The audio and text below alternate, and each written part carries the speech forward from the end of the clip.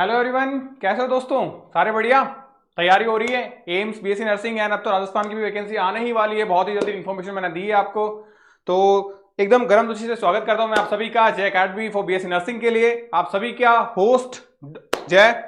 तो जैसा कि मैंने आपको बताया बेटा, पिछले लास्ट 2 क्लासों के अंदर हमने 5,000 क्वेश्चन स्टार्ट किए थे। बहुत ही मजेदार, बहुत ही शानदार, बहुत ही अच्छा रिस्पॉन्स मिला, जैसा कि मुझे ऑफलाइन क्लासेस में मिलता है। एंड अमेजिंग था, मतलब मजा आ गया मेरे को। अब सिंपल सी एक रिक्वेस्ट है मेरी आप लोगों से, आप इन वीडियो को जितने ज्यादा हो सके शेयर करो, लाइक करो, ताकि क्या है ना कि जो मुझे मजा आया ना आप लोगों का रिस्पांस देख के, मेरा मन कर रहा था कि मतलब क्या बताऊं मैं आपको कि लाइव लेता ही रहूं।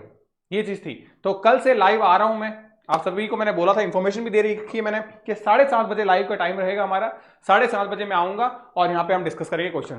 पैटर्न आपको पता चल चुका है। अब एक वीडियो और डाल रहा हूं मैं, ताकि क्या है आप इंगेजिंग रहो। ऐसा नहीं कि सर आपने ट्यूसडे का बोला एंड गुरुवार से आप करोगे तो पीछे के 2 दिन गैप हो गया, वो चीज नहीं रहेगी। वीडियो आपको मिल जाएगा। बस एक शर्त है मैं आपके सामने रख रहा हूं। क्या चीज? जो आपने मेरे पहले 2 वीडियोस को जो रिस्पांस दिया है, बहुत ही अच्छा रिस्पांस दिया, दिल से शुक्रिया है उसके लिए। मैं अब ऐसा ही रिस्पांस आप मेरे हर वीडियो को दीजिए, क्योंकि ऐसा ही बेहतरीन कंटेंट बहुत ही बेहतरीन तरीके से, क्योंकि एग्जाम में क्वेश्चन आते हैं, थ्योरी नहीं आती। तो क्वेश्चन से जब मैं थ्योरी कराऊंगा तो आपको पता चलेगा कि एक अलग ही एंगल खुलता है हमारा। जैसे हमको चीजें पता चले, अच्छा ये ऐसे पूछा जा सकता है, अच्छा ये ऐसे पूछा जा सकता है। एक और चीज इंग्लिश मीडियम वाले मेरे प्यारे बच्चों के लिए, मैं बहुत ही जल्दी आप लोगों के लिए भी सेम चीजें कर रहा हूं। आपने नोटिस किया होगा कि क्वेश्चंस मेरे हिंदी में थे, बट एक्सप्लेनेशन में लमसम जो टर्मिनोलॉजी है, यानी कि जो बातें हैं, जो शब्द हैं हमारे, मैंने इंग्लिश में यूज किए। हाँ, इंग्लिश में क्वेश्चन समझने में आपको जरूर थोड़ी सी दिक्कत आई होगी, बट थ्योरी में आपको कोई दिक्कत नहीं आएगी, इस बात की मेरी गारंटी, चाहे हिंदी मीडियम के हो चाहे इंग्लिश मीडियम के हो। नेक्स्ट से मैं क्या करूंगा कि हिंदी और इंग्लिश दोनों एक साथ रखेंगे, ताकि बाइलिंगुअल दोनों का प्रॉफिट हो जाएगा। रीजन इतना सा है कि मेरे पास थोड़ा सा लेक ऑफ टाइम है, उस वजह से अभी क्या है ना कि हम लोग बाइलिंगुअल चलेंगे एक ही वीडियो के अंदर। थोड़ा सा टाइम मैनेज हो जाता है मेरे पास में, देन फिर हम सेपरेटली चलेंगे दोनों के अंदर। ठीक है, तो ये मेरी थोड़ी सी रिक्वेस्ट है आप लोगों से। बहुत अच्छा रिस्पांस दिया, दिल से अगेन शुक्रिया है मेरा। और ऐसा ही रिस्पांस आप देते रहिए, ताकि हम ऐसा ही धूम धड़ाका मचाते रहें। ठीक है, तो चलिए स्टार्ट करते हैं आज की क्लास को। पहला क्वेश्चन, और लाइक जरूर कर देना। ठीक है, चलो घरेलू मक्खी के बारे में बात करते हैं। क्या बोला गया है? घरेलू मक्खी के वर्गीकरण के लिए कॉलम 1 और कॉलम 2 का मिलान कीजिए। चयन कीजिए नीचे दिए गए कूट का, मतलब नीचे दिए गए जो कॉलम है उनको मिलाना है। ठीक है, तो बात हो रही है यानी कि घरेलू मक्खी। घरेलू मक्खी का सभी का नाम बताओ मुझे। मस्का डोमेस्टिका, मस्का डोमेस्टिका। एक और चीज मेरी क्लास में आपने नोटिस की होगी कि मेरी क्लास में हर एक बोली गई चीज अपने आप में एक क्वेश्चन है, ध्यान रखिएगा। अपने आप में क्या है? वो एक क्वेश्चन है।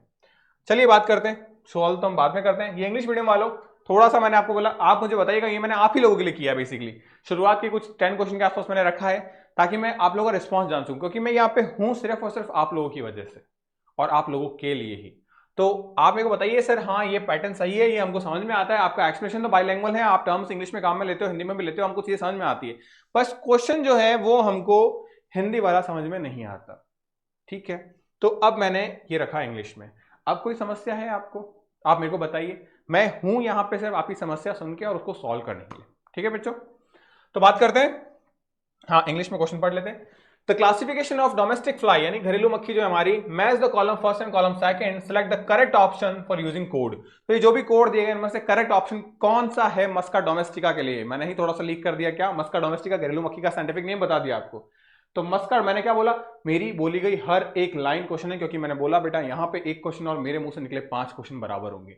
यानी आप जब मेरी क्लास से निकलोगे यहां से 25 क्वेश्चन करके, तब तक आपके कितने क्वेश्चन हो चुके होंगे? 125 क्वेश्चन। और यही दावा किया मैंने 5,000 क्वेश्चन को। तो क्लास का हर एक हिस्सा सुनिएगा, यूं नहीं कि हाँ सिर्फ 25 क्वेश्चन करवा रहे, 1 घंटे में हम इंटू 2 करके इससे ज्यादा क्वेश्चन कर लेंगे। बेटा आप डेफिनेटली आप कर लोगे, नो डाउट। बट मैंने क्या बोला आपको? आप इस 1 घंटे में 25 क्वेश्चन नहीं कर रहे, आप इस 1 घंटे में 125 क्वेश्चन कर रहे हो। इस बात को थोड़ा गौर से सुनिएगा। और लास्ट में जिन बच्चों ने पिछले प्रीवियस वीडियो देखे हैं वो जानते हैं कि मैंने क्या बोला है और क्या इन वीडियो की वैल्यू है। चलिए, तो ऑप्शन क्या है, आंसर क्या है, हम बाद में देखेंगे, पहले डिस्कस कर लेते हैं। ये आपकी एनसीईआरटी का लाइन है, ये आपके एनसीईआरटी के अंदर मेंशन है ऑलरेडी। अब अगर मैं बात करूं तो इसमें मैन, हाउस फ्लाई, मैंगो और वीट, यही चारों मेंशन और यही चारों एग्जाम में आते हैं। ठीक है, चलिए बात करते हैं। अब दिक्कत कहां आती है बच्चों को? दिक्कत आती है यहाँ पे फैमिली और ऑर्डर के अंदर। क्यों? क्योंकि साइंटिफिक नेम सबको पता है, मैं ह्यूमन का, हम लोग का क्या है? होमो सेपियन सेपियन। हाउस फ्लाई का अभी मैंने रिलीज कर दिया, क्या? मस्का डोमेस्टिका। मैंगो का मैंजीफेरा इंडिका, इसी को देखते हुए साइंस ली थी मैंने तो। ठीक है। वीट के बारे में बात करें तो टिट्रिकम एस्टिवम सबको याद है। तो अब यहां पे हमको पता है कि टिट्रिकम कहां गया हमारा, ये स्पेसिफिक एपिथेट और ये वंश नाम हो गया, जाति संकेत पद और वंश नाम, ठीक है। तो जीनस क्या हो गया, आगे वाले सारे क्या है जीनस, हमको पता है, ये हमने बात, जिन्होंने मेरा पहला वीडियो देखा उसमें मैंने बताया था बेटा बाइनोमियल सिस्टम के बारे में, तो ये कॉन्सेप्ट मैंने वही क्लियर कर दिए थे। यही अपनी खासियत है कि रोज जो 25 क्वेश्चन लेके आऊंगा वो नए कॉन्सेप्ट्स के होंगे, ताकि हमारी पूरी की पूरी सब्जेक्ट को हम क्या कर सकें, रिवाइज कर सकें। तो होमोशेपियन यानी होमो हमारा जीनस हो गया, मस्का डोमेस्टिका में मस्का मेरा क्या हो गया, जीनस हो गया, मैंजीफेरा में मैंजीफेरा मेरा जीनस हो गया यानी वंश नाम हो गया, जबकि ट्रिट्रिकम में ट्रिट्रिकम क्या हो गया मेरा जीनस यानी वंश नाम हो गया। फैमिली और ऑर्डर छोड़ते हैं अभी थोड़ी देर के लिए। क्लास हमको पता है होमोशेपियन क्या है, मैमल्स हैं, स्तनग्रंथियां हैं हमारे पास में, ठीक है। तो हम क्या है होमोशेपियन। अब मैमल्स के कुछ और फीचर्स भी होते हैं, वो ध्यान रखना है। सर्टोली कोशिकाएं मानव जनन तंत्र में किस में होती है, मैमल्स में होती है। कपाली मेनिंजेस अस्थियां जो जुड़ी होती है बेटा वो किस में होती है, हमारे सिर्फ और सिर्फ हमारे मैमल्स के अंदर होती है, ध्यान रखिएगा। हाउस फ्लाई में बात करें तो इंसेक्टा ऑर्थोपोडा के अंदर आती है ये, तो इंसेक्टा क्या है हमारा, ध्यान रखिएगा क्लास। तो क्लास में कोई दिक्कत नहीं है, हमने पढ़ा है। मैंगो हमको पता है क्या है मेरा, एंजियोस्पर्म, तो एंजियोस्पर्म है तो एंजियोस्पर्म में कौन सा, डाइकोटाइलिडनी, ठीक है। वीट क्या है मेरा, मोनोकोटाइलिडनी, भाई एक हिस्सा होता है। भाई आम की गुठली के 2 हिस्से हो जाते हैं बेटा, लेकिन गेहूं के 2 हिस्से नहीं होते, तो यानी ये क्या है मोनोकोटाइलिडनी और डाइकोटाइलिडनी, यानी एक बीजपत्री और 2 बीजपत्री। तो आम मेरा 2 बीजपत्री है जबकि गेहूं मेरा 1 बीजपत्री है। क्लियर है यहां तक, तो इसमें तो कोई दिक्कत है ही नहीं भाई। मैन क्या है, कॉर्डेटा, हाउस फ्लाई क्या है, ऑर्थोपोडा, मैंगो क्या है, एंजियोस्पर्म, वीट क्या है, एंजियोस्पर्म, इसमें कोई दिक्कत नहीं।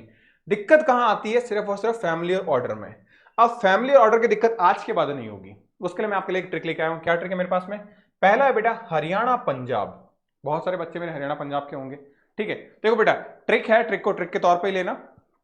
हरियाणा पंजाब के जो ग्रीन में लिखा हुआ है वो थोड़े से ट्रिक के वर्ड्स हैं, बाकी तो मैंने जो ऑरेंज से लिखा है वो बस सेंटेंस को थोड़ा सूदिंग, थोड़ा सा अच्छा बनाने के लिए किया, ताकि आपको चीजें लर्न रहे, याद रहे। हरियाणा पंजाब के म्यू डी, अब ये म्यू क्या डी क्या हो गया बेटा, म्यू डी को अगर मिला दो तो कुछ मूडी बन जाएगा। मूडी मतलब क्या, मूडी इंसान, जैसे मैं बहुत फूडी हूं, तो कुछ लोग फूडी होते हैं, कुछ लोग मेरी तरह मूडी भी होते हैं। तो अब अगर बात करूं तो हरियाणा पंजाब के मूडी, अब अन्ना, तो अन्ना फॉर एना हो गया, अन्ना साउथ वाले अन्ना। तो हरियाणा पंजाब के मूडी अन्ना, स्पेंडल्स, स्पेंडल्स से हम करेंगे क्या, स्प्लेंडर बाइक होती है हमारी। तो हरियाणा पंजाब के मूडी अन्ना स्प्लेंडर पे एसी लगाकर, स्प्लेंडर पे एसी लगा दी भाई साहब, तो स्प्लेंडर पे एसी लगा के पोयलेस यानी कि लुढ़क गए। तो यानी कि हरियाणा पंजाब के जो अन्ना थे वो स्प्लेंडर पे एसी लगा के लुढ़क गए। भाई स्प्लेंडर पे एसी लगाओगे तो लुढ़कोगे ही ना। अब ये इसमें कैसे यूज करेंगे बेटा, तो पहला जो सेगमेंट है वो हमारे पहले वाला हरियाणा पंजाब, तो यानी यहां पे फैमिली में होमोनिडी आएगा और प्राइमेटा आएगा। सर इस ट्रिक का क्या यूज है बेटा, आपके पास में 4 ऑप्शन होंगे, आपके पास में क्वेश्चन होगा, आपको टिक लगाने, आपको याद नहीं रखना है, ठीक है।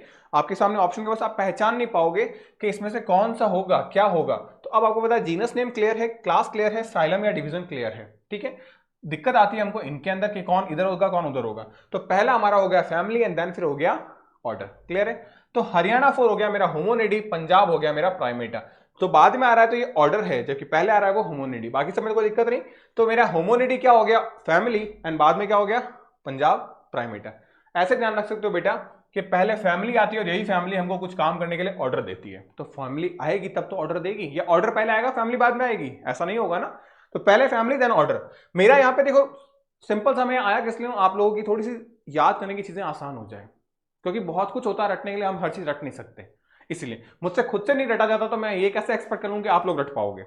चलिए, तो फैमिली पहले आती है, ऑर्डर बाद में आता है, क्लियर है। तो यानी हरियाणा यानी होमोनिडी और Primata for Punjab. Mu D यानी मूडी, तो म्यू फॉर क्या होगा बेटा, म्यूसिडी, और डी फॉर डिप्थेरा। मस्का तो हो गया जीनस, म्यूसिडी क्या हो जाएगा फैमिली, एंड डिप्थेरा क्या हो जाएगा ऑर्डर, म्यू डी, म्यूसिडी डिप्थेरा, क्लियर है। अब होता है अन्ना स्प्लेंडर, तो अन्ना फॉर एनाकार्डियसी, और स्पेंडल्स क्या हो गया ऑर्डर, पहले जो आता है फैमिली बाद में जो आता है ऑर्डर, क्लियर है। फिर पेएसी, पेएसी फॉर क्या हो जाएगा बेटा पोएसी, पेएसी मतलब पोएसी, मिल रहा है पोएसी।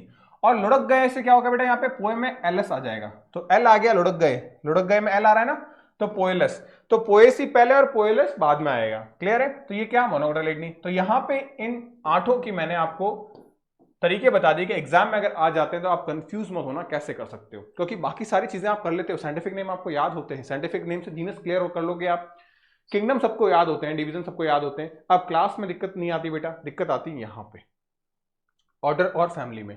मैंने बताया फैमिली पहले आती है, ऑर्डर बाद में आती है। बाकी बेटा ये भी आप नाम याद रख सकते हो, क्लियर है।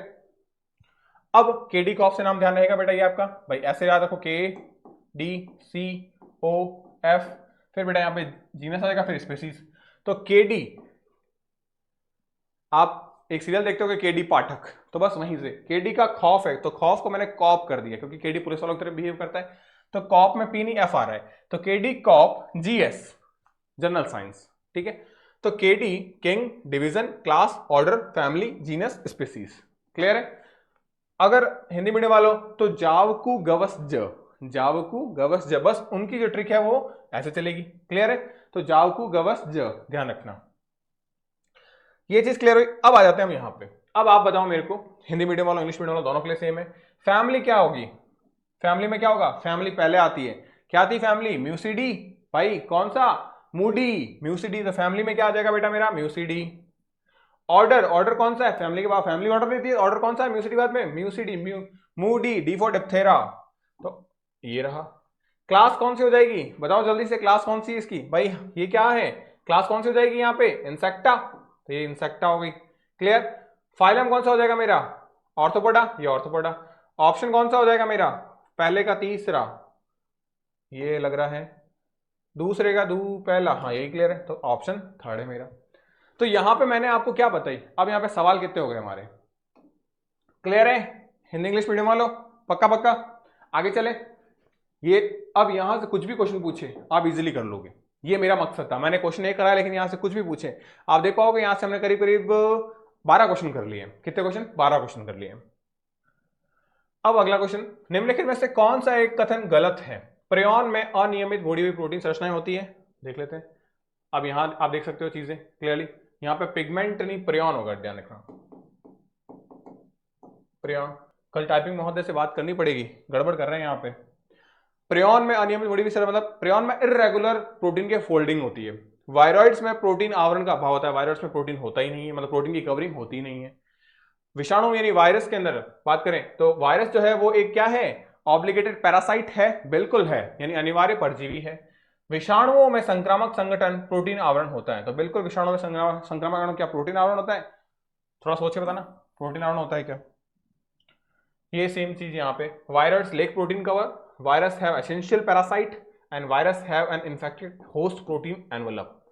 देखते ये हमारे पास में बेटा वायरस और प्रियॉन्स, इनके डायग्राम।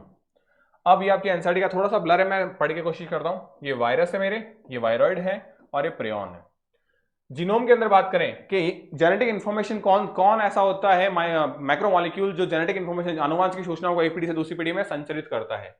तो जीनोम में बात करें तो डीएनए एंड आरएनए, किसमें, वायरस में, मतलब डीएनए भी होता है और आरएनए भी होता है।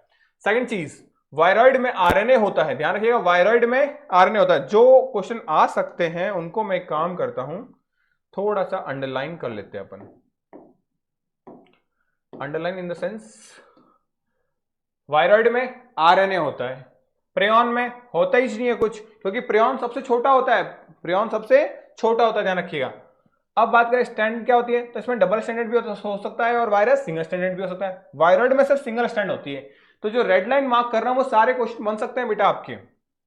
प्रेऑन में बात करूं तो यहां पे सिंगल स्टैंड, क्या प्रोटीन, क्या प्रोटीन, तो ओनली सिर्फ 4 प्रोटीन होता है इसमें, इन्फेक्टिव एजेंट, यानी संक्रामक कौन होता है, प्रोटीन के टुकड़े होते हैं। कोटिंग के बारे में बात करें तो इसकी कोटिंग को बोलते हैं हम लोग कैप्सिड या एनवेलप, जबकि इसमें क्या होता है बेटा, एचडीवी होता है ओनली, और इसमें कुछ कोटिंग होती ही नहीं है। टारगेट की बात करें, किसको टारगेट करता है वायरस, एनिमल को, प्लांट को, बैक्टीरिया तक को करता है, और जिन बैक्टीरिया को वायरस टारगेट करता है उनको बोलते हैं बैक्टीरियोफेज। क्या बोलते हैं, बैक्टीरियोफेज, यानी जीवाणु भोजी जो होते हैं वो एक तरीके के वायरस ही होते हैं, लेकिन वो वायरस होते हैं जो बैक्टीरिया पे अटैक करते हैं। फिर आर्किया, मतलब आर्की बैक्टीरिया हो गए मेरे, ये वायरॉइड जो होते हैं वो जनरली प्लांट्स को अफेक्ट करते हैं, जबकि प्रेऑन्स जो है वो एनिमल्स को अफेक्ट करते हैं। ध्यान रखिएगा बेटा, जैसे जैसे हमारी ग्लोबल वार्मिंग बढ़ रही है दुनिया को और खतरा होगा। अभी आपने देखा 2019-20 जो था वो बहुत ही बुरा निकला एक तरीके से पूरी दुनिया के लिए। रीजन क्या, कोविड। आपने देखा कि बहुत सारे लोगों को लगता है कि कोविड नया वायरस है, लेकिन आपने देखा कि कुछ 8th की बुक्स के अंदर, एनसीईआरटी के अंदर एक कोविड वायरस के बारे में बात कर रखी थी। तो कोविड कोई नया वायरस नहीं था, स्ट्रेन थी उसकी, बस ये स्ट्रेन अभी हमारे सामने आई बाय म्यूटेशन। ऐसा ही बेटा जैसे जैसे ग्लेशियर पिघलता रहा, इस ग्लेशियर के अंदर न जाने कितने ऐसे माइक्रोब्स होंगे, प्रियॉन्स होंगे, ठीक है, जिनसे मैड काउ डिजीज होती है। ऐसे न जाने कितने माइक्रोब्स होंगे जिन आज तक हमने कांटेक्ट नहीं किया, आज तक हमने पहचाना नहीं उनको, जिनको हमने पहचाना नहीं, उससे सोचो हमको कितनी बीमारियां होगी। और आपने नोटिस किया यहाँ पे प्रियॉन जो है वो एनिमल को अफेक्ट करते हैं, इसीलिए कोविड के अंदर जानवर अफेक्ट नहीं हुए थे बेटा। तो यानी बहुत सारी ऐसी चीजें हैं जो आज तक हमने देखी नहीं, बहुत सारे ऐसे प्रियॉन्स के अलावा भी माइक्रो ऑर्गेनिजम्स होंगे जो हमको एकदम बर्बाद कर सकते हैं, तबाह कर सकते हैं, हमको उनके बारे में पता नहीं है। क्यों? क्योंकि वो उस बर्फ के नीचे दबे हुए हैं। और बेटा आपको पता है बर्फ के नीचे टेम्परेचर क्या होता है? बिलो सब जीरो, यानी जीरो से नीचे होता है। तो वहां पे वो निष्क्रिय अवस्था में, जैसे जैसे ग्लेशियर पिघलेगा वो बाहर आएंगे और वो एक्टिव हो जाएंगे। क्यों? क्योंकि जब वायरस जो है वो सेल से बाहर है तो किसकी तरह व्यवहार करेगा? आपका एक अकोशिकीय या निर्जीव की तरह, यानी कि नॉन लिविंग थिंग्स की तरह। लेकिन अगर वो किसी सेल के अंदर आ गया तो वो क्या करेगा बेटा? उसकी मशीनरी, उसकी मैकेनिज्म को यूज करके, उसके डीएनए को यूज करके खुद का डीएनए बनाना शुरू कर देगा और क्या करेगा? एक सजीव की तरह व्यवहार करेगा। यानी वायरस को मैं बोल सकता हूँ यहाँ पे सजीव और निर्जीव के बीच की कड़ी। तो एक जो कहानी सुना रहा हूँ इसमें भी सवाल है, ध्यान रखिएगा। तो यानी जब वायरस में कैपेसिटी है तो भाई ये तो वायरस के भी खतरनाक, वायरस से भी खतरनाक है, वायरस से भी छोटे हैं, तो ये और ज्यादा दिक्कत पैदा करेंगे। तो इसीलिए हमको हमारी धरती की सुरक्षा करना बहुत जरूरी है। जब एक कोविड ने हमको इतना हिला दिया तो सोचो कि प्रियॉन्स और ये सब आ गए तो हालत खराब हो जाएगी हम लोगों की। चलो आगे बात करते हैं। होस्ट सेल क्या क्या होती है? इसमें सारी टाइप की सेल पे वायरस अटैक कर सकता है। यहाँ प्लांट और यहाँ पे नर्वस सिस्टम पे अटैक करता है। यानी प्रियॉन्स क्या करता है? नर्वस सिस्टम पे, यानी कि सारे आदमी क्या हो जाएंगे? पागल। ऐसा देखो बेटा, नर्वस सिस्टम से रिलेटेड जो भी बीमारियां होती है वो पैदा कर सकते हैं हमारे प्रियॉन्स। तो ये अपने आप में क्वेश्चन से ध्यान रखिएगा। अब तो जैसा कि आपने देखा कि यहाँ पे जो आंसर है वो हमारा क्या है? डीएनए और आरएनए जो है वो होगा, क्योंकि वायरस के अंदर प्रोटीन जो होता है वो संक्रामक एजेंट यानी कि इन्फेक्शियस एजेंट नहीं होता। क्लियर है? अब बात कर रहे हैं यहाँ पे कि कौन सी सेल जो है वो प्रोकैरियोटिक है। तो प्रोकैरियोटिक सेल कौन सी है देख लेते हैं बेटा। प्रोकैरियोटिक सेल नहीं है पूछा है उसने, ठीक है। इंग्लिश मीडियम वालों, nostoc, Saccharomyces, Mycobacterium, Oscillatoria. Question आपको समझ में आ गया कि कौन सी सेल ऐसी है जो प्रोकैरियोटिक नहीं है हमारी। देखते हैं, हमारे पास में है ये नॉस्टॉक। अब नॉस्टॉक में आपको क्या दिख रहा है? यहाँ पे नॉस्टॉक में आपको दिख रहा है हेटेरोसिस सेल। ये हमारा सवाल है, हेटेरोसिस सेल्स किसमें पाई जाती है? नॉस्टॉक में, पहला। दूसरा, नॉस्टॉक खुद कहां होता है? तो ध्यान रखिएगा, नॉस्टॉक जो है वो हमको चावल के, चावल यानी राइस के खेतों में देखने को मिलता है। दूसरा सवाल। तीसरा सवाल, फिलामेंटस दिख रहा है बेटा ये आपको, यानी कि क्या? तंतुरूपी। तो ये क्या है बेटा मेरा? फिलामेंटस। फिलामेंटस बोलो या फिर तंतुरूपी बोलो। तो यानी कि ये फिलामेंटस और तंतुरूपी क्या है? Bacteria, nostoc. क्लियर है? चलो, 3 सवाल मैंने आपको यहां बता दिए। ये क्या हो गया मेरा? ऑप्शन देखो क्या दे रखा है आपको? सैकरोमाइसिस। क्या है? सैकरोमाइसिस है। गौर से नोटिस करो, ये मेरा है क्या? Yeast, Saccharomyces cerevisiae. क्या नाम होता है? Saccharomyces cerevisiae. यहां आपका सवाल, ईस्ट का नाम क्या है? Saccharomyces cerevisiae. दूसरा सवाल, इसको ब्रीवर्स ईस्ट भी बोलते हैं। क्या बोलते हैं? Brewers east. क्यों? क्योंकि ये बेटा बियर बनाने में काम में आता है, यानी अल्कोहल बनाने में काम में आता है। क्या बनाने में काम में आता है? अल्कोहल बनाने में काम आता है। ध्यान रखिएगा, ईस्ट जो है वो अगर खुद बियर बनाता है या अल्कोहल बनाता है, बियर नहीं अल्कोहल बनाता है, तो 13% तक मैक्सिमम अल्कोहल बना सकता है। क्योंकि इसके बाद 14% जैसे ही हुआ तो इसके चारों तरफ का मीडियम खुद इसके अल्कोहलिक हो जाएगा और वो खुद इसके लिए जहरीला हो जाएगा, यानी खुद मर जाएगा। तो देखा जाए तो प्राकृतिक रूप से हमको अल्कोहल कितना सांद्रित मिल सकता है, कितना कंसंट्रेटेड मिल सकता है? 13%। क्वेश्चन ध्यान रखिएगा। ब्रेड वगैरह बनाने में भी यूज होता है ये, ठीक है। तो ब्रीवर्स इंडस्ट्रीज को बोलते हैं। बाकी इडली डोसा सब में ये चीजें यूज होती है, ध्यान रखिएगा। अब बात करें माइकोबैक्टीरियम। माइकोबैक्टीरियम क्या बेटा? टीबी, माइकोबैक्टीरियम ट्यूबरकुलोसिस बैक्टीरिया, इसके बारे में बात करते हैं। ये क्या करता है? टीबी कॉज करता है बेटा, बैक्टीरिया, ठीक है। तो माइकोबैक्टीरियम ट्यूबरकुलोसिस बैक्टीरिया जो है वो टीबी कॉज करता है। ये कैसा होता है बेटा? छड़नुमा होता है, यानी कि ये छड़नुमा होता है, डंडी नुमा होता है बैक्टीरिया। उसके बाद में ये आपको जो दिख रहा है ये अपने अलग अलग हिस्से हैं। क्या है ये? अलग अलग हिस्से हैं, जैसे कि नॉस्टॉक था। ये है ऑसिलेटोरिया। क्या है ये? ऑसिलेटोरिया। ऑसिलेटोरिया, ऑसिलेटोरिया क्या होता है? ये भी एक तंतु रूपी क्या है? बीजीए है, ध्यान रखिएगा। यानी बैक्टीरिया बेटा ऑसिलेटोरिया लार्जेस्ट है ये। अब ये मैंने बोला बीजीए, ये मैंने बोला बीजीए, ये मैंने बोला बैक्टीरिया, तो बचा कौन मेरे पास में? Saccharomyces सेरिवेसी, east. ईस्ट बोले तो फंजाई, और फंजाई कैसी है, इसमें एक और सवाल बनता है हमारा, क्या, यूनिसेल्युलर, क्या, यूनिसेल्युलर यानी एक कोशिकीय। तो एक कोशिकीय फंजाई है मेरी ये, तो एक कोशिकीय फंजाई है मेरी, तो ये फंजाई कैसी होती है हमारी, जल्दी से बताओ, फंजाई क्या होती है हमारी, प्रोकैरियोट या यूकैरियोट, तो ये होती है हमारी यूकैरियोट। क्या होती है, यूकैरियोट। तो यानी यहाँ पे Saccharomyces cerevisiae is the correct answer, क्यों, क्योंकि वो प्रोकैरियोट नहीं है, बाकी सारे सारे प्रोकैरियोट है। क्लियर है, आगे चले। तो यहाँ पे देखो मैंने कितने सारे करीब करीब मैंने यहाँ पे 8 सवाल बताए आपको, कितने सवाल, 8 सवाल, और ये सवाल आते हैं, एक और चीज नोटिस कर लीजिए, राइस के में नॉस्टॉक अकेला नहीं होता, इसके साथ में एजोला भी होता है। क्या होता है, एजोला। तो एजोला और नॉस्टॉक एक साथ होते हैं, ये क्या कहलाते हैं, अच्छा एक और चीज, ये और ये दोनों के दोनों क्या कहलाते हैं बेटा, नाइट्रोजन फिक्स करते हैं। क्या करते हैं, नाइट्रोजन, यानी नाइट्रोजन के स्थिरीकरण में मदद करते हैं राइस यानी चावल के खेतों में। कैसे, सिम्बायोटिक प्रोसेस से। कैसे, सिम्बायोटिक यानी कि सहजीवी संबंध से ये क्या करते हैं, चावल के खेतों में नाइट्रोजन को फिक्स करते हैं, नाइट्रोजन स्थिरीकरण का कार्य करते हैं।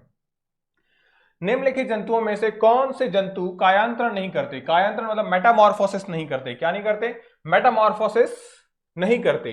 तो कौन से ऐसे ऑर्गेनिज्म है जो मेटामॉर्फोसिस नहीं करते, कायांतरण नहीं करते, मॉथ, ट्यूनिकेट, अर्थवर्म और स्टारफिश। अब मॉथ, ट्यूनिकेट, अर्थवर्म, स्टारफिश कौन सा नहीं करता, पढ़ लेते हैं थोड़ा। हमारे पास में मेटामॉर्फोसिस क्या होता है, पहले तो ये पढ़ते हैं। मेटामॉर्फोसिस एक प्रोसेस है जिसके अंदर कोई छोटा जीव क्या करता है, अपनी वयस्क अवस्था यानी अपनी अडल्ट फॉर्म में आने से पहले 2-3 अलग छोटी छोटी स्टेजों में आता है, छोटे छोटे रूपों में आता है, सीधा अडल्ट में कन्वर्ट नहीं हो जाता, यानी वयस्क नहीं बन जाता। यानी कायांतरण या मेटामॉर्फोसिस क्या है, ये 2 या 2 से अधिक लार्वल स्टेज में रहता है। किसमें रहता है, लार्वल स्टेज में रहता है। तो यानी लार्वल स्टेज में रहता है, लार्वा की फॉर्म में रहता है, कब, कहां, 2 या 2 से ज्यादा स्टेज के अंदर, तब जाके ये किसमें कन्वर्ट होता है, हमारे अडल्ट के अंदर, वयस्क के अंदर। तो इसको बोलते हैं हम क्या, अप्रत्यक्ष या इनडायरेक्ट डेवलपमेंट। क्या बोलते हैं, अप्रत्यक्ष या इनडायरेक्ट टाइप का डेवलपमेंट, जैसे कि फ्रॉग में होता है। तो इसके लार्वा को क्या बोलते हैं हम लोग, टेडपोल। क्या बोलते हैं, टेडपोल बोलते हैं, नहीं बोलते हैं, टेडपोल। तो अगर फ्रॉग का जो लार्वा टेडपोल होता है वो कैसा होता है, जान रखिए, फ्रॉग खुद क्या है, यूरियोटैलिक, जबकि टेडपोल कैसा होता है, अमोनोटैलिक, मतलब ये उत्सर्जन में अमोनिया निकालता है जबकि ये यूरिया निकालता है। एक और क्वेश्चन आपका, अच्छा अब यहां देखो, इनडायरेक्ट डायरेक्ट डेवलपमेंट आपको समझ में आ गया। अब डेवलपमेंट या विकास के बारे में बात करें, डेवलपमेंट या विकास के बारे में बात करें तो 2 प्रकार का हो गया, अप्रत्यक्ष, प्रत्यक्ष। भाई सीधा सीधा वयस्क में चेंज हो रहा है तो प्रत्यक्ष, और सीधा सीधा चेंज नहीं होकर 2-3 लार्वल स्टेज से चेंज होता है, उसको बोलते हैं अप्रत्यक्ष। ठीक है, तो किसमें होता है प्रत्यक्ष और किसमें होता है अप्रत्यक्ष, तो जितने भी इनवर्टिब्रेट यानी कि क्या है मेरे, इनवर्टिब्रेट्स मतलब क्या हो गया बेटा, हमारे हमारे रज्जुकी हो गए और अरज्जुकी हो गए। ठीक है, तो जितने भी मेरे इनवर्टिब्रेट्स है उसमें होता है इनडायरेक्ट प्रकार का डेवलपमेंट, एक्सेप्ट कुछ अपवाद भी हैं, जैसे एस्केलमेंथीस। एस्केलमेंथीस में हो भी सकता है और नहीं भी होता है, हो भी सकता है और नहीं भी होता है। अर्थवर्म में नहीं होता है। अर्थवर्म किसका मेंबर है, हमारे अर्थवर्म एनेलिडा का सदस्य है, और इसमें नहीं होता। तो यानी इसमें नहीं होता, हमारा सवाल क्या था, किसमें मेटामॉर्फोसिस नहीं होता, यानी हमारा आंसर क्या चला गया, अर्थवर्म। जितने भी कॉर्डेट्स हैं, जितने भी रज्जु की हमारे, उनमें क्या होता है, प्रत्यक्ष प्रकार का डेवलपमेंट होता है, लेकिन अपवाद इसमें भी एम्फीबिया यानी उभयचर। उभयचर में क्या होता है, उभयचर क्या है हमारा, कॉर्डेट है, ठीक है, रज्जु की है, लेकिन इसमें भी क्या होता है, इस कॉर्डेट्स में भी एम्फीबिया, उभयचर ऐसा है जिसके अंदर क्या नहीं होता, मेरा कायांतरण यानी मेटामॉर्फोसिस नहीं होता, ध्यान रखिएगा। आगे चले, आंसर टिक कर लेते हैं अपन, अर्थवर्म। क्लियर है, आगे चलते हैं। ये हो गया। निम्नलिखित में से कौन सा कथन सही है, सही, हाँ कौन सा कथन सही है, चलिए इस बार पूछा है सही कौन सा है। तो हॉर्सटेल एक अनावृत बीजी, यानी हॉर्सटेल क्या है बेटा, एक हमारा जिम्नोस्पर्म है, नहीं इंग्लिश में पहले हिंदी में पढ़े थे फिर इंग्लिश में पढ़ते हैं, चलो। हॉर्सटेल एक अनावृत बीजी है, सेलाजिनेला एक विषम बीजाणु वाला है, जबकि साल्विनिया एक सम बीजाणु वाला है। अनावृत बीजियों में बीजांड अंडाशय भित्ति के द्वारा परिबद्ध नहीं होते। साइकस और सिड्रस दोनों में साधारणतया तने शाखित अशाखित होते हैं। क्या होते हैं, अशाखित होते हैं। इंग्लिश में देख लेते हैं, which of the following statement is correct, horsetail is the unrestrictable यानी कि अनावृत बीजी, Selaginella is the heterogenous while Salvinia is the equispore यानी कि homospore, and unexposed seed and ovules are not bounded by the wall of ovaries, and both the cycas and acidrus usually have a unbranched stem। अब बात करते हैं इसमें से कौन सा सही है, आपसे करेक्ट पूछा गया है। तो देखिए, ये है मेरा साइकस, ये है मेरा हॉर्सटेल, ये साइकस,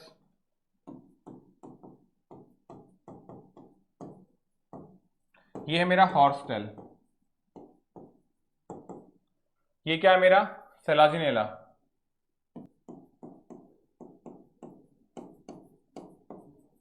ये है मेरा साल्विनिया,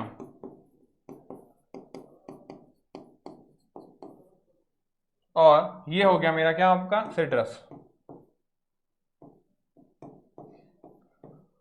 अब आप यहां पे क्या देख पाओगे कि साइकस में आपको कोई ब्रांचेस नहीं दिख रही है, कोई सिर्फ एक तरह स्टेम दिख रहा है, इसकी कोई ब्रांचेस नहीं दिख रही। मतलब ये क्या होता है, अशाखित होता है। कैसा होता है, अशाखित होता है। ये घोड़े की पूंछ, उल्टी पूंछ जैसा दिख रहा है देखो, इसलिए इसको हॉर्सटेल बोलते हैं, उल्टा। ठीक है, तो इसलिए इसका इसके अंदर क्या ध्यान रखोगे, जो जंगल में आग लगती है अक्सर आपने देखा होगा, तो कोई आग लगा के नहीं जाता, वो आग लगती है इस हॉर्सटेल की वजह से, क्योंकि इसकी जो पत्तियां होती है इनमें होता है सिलिका, SiO2 सिलिका। इस सिलिका की क्या होती है, पत्तियां झड़ती है, टकराती है, उससे तो क्या होती है, आग पैदा होती है। पत्थर से पत्थर टकराएगा, बस उसी से आग पैदा होती है बेटा। ये है क्या, सेलाजिनेला, और ये साल्विनिया, जो हनुमान जी लेके गए थे बेटा क्या, भगवान लक्ष्मण के लिए संजीवनी बूटी का पहाड़, वो यही संजीवनी है ये।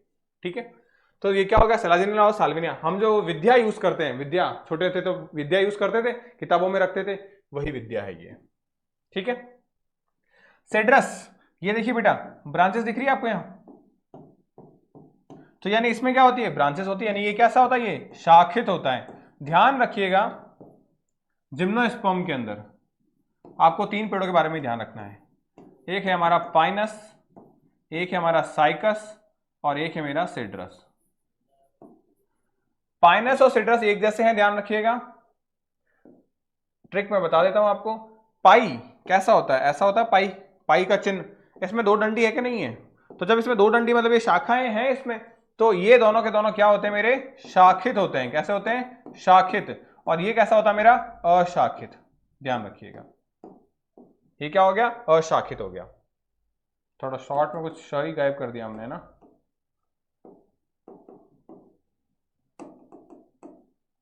अशाखित, तो शाखित और अशाखित की ट्रिक मैंने आपको बता दी।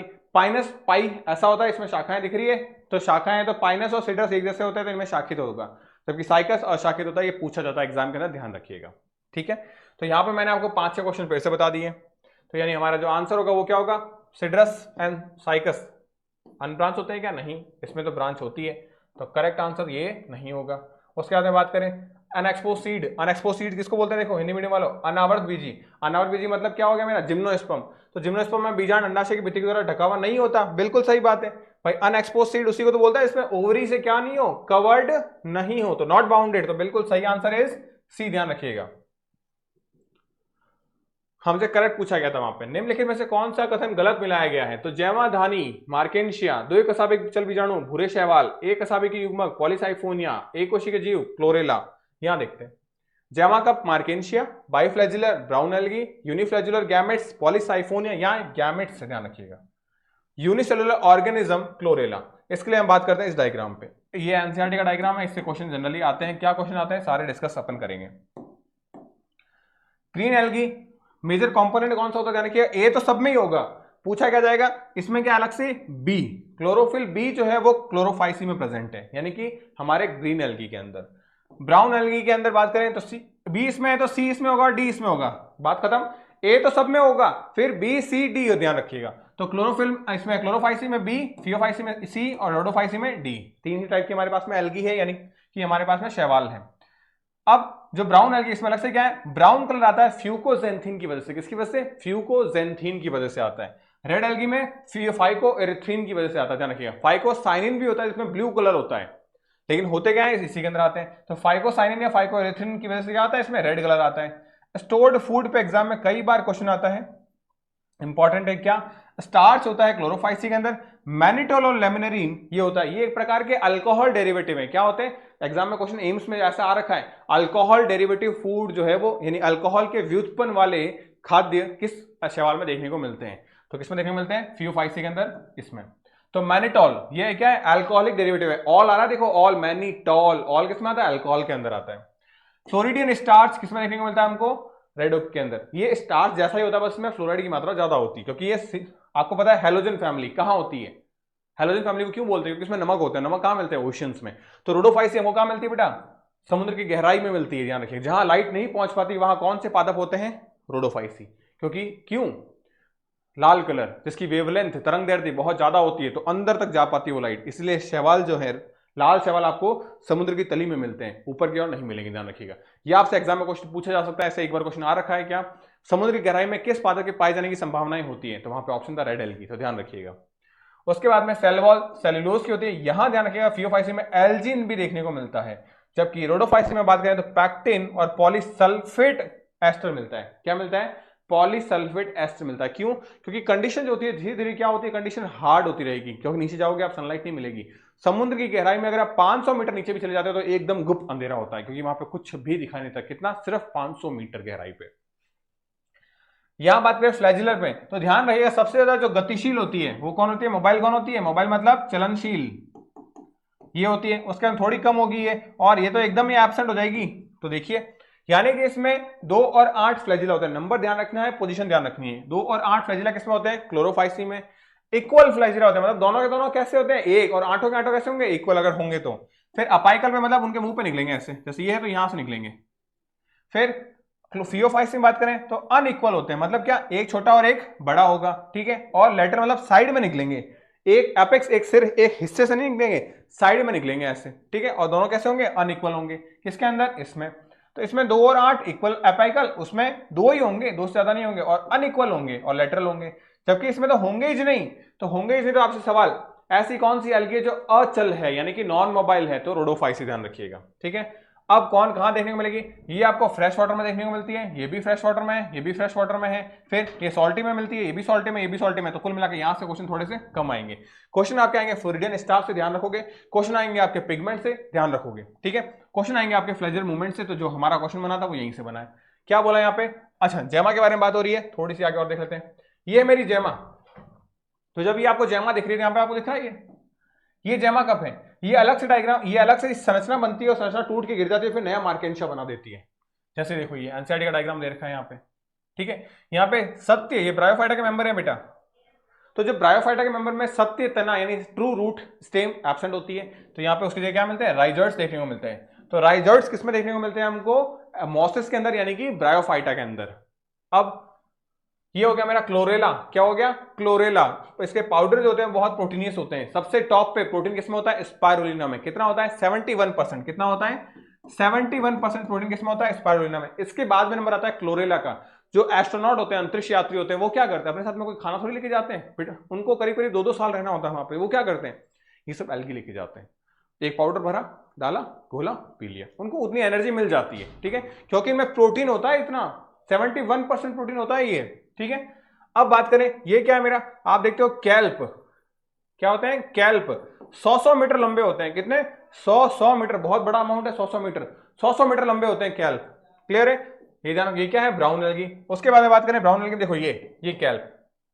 फिर फ्यूकस, ये डिक्टियोटा। तो संरचना जानना, ये फ्यूकस है, ये डिक्टियोटा है।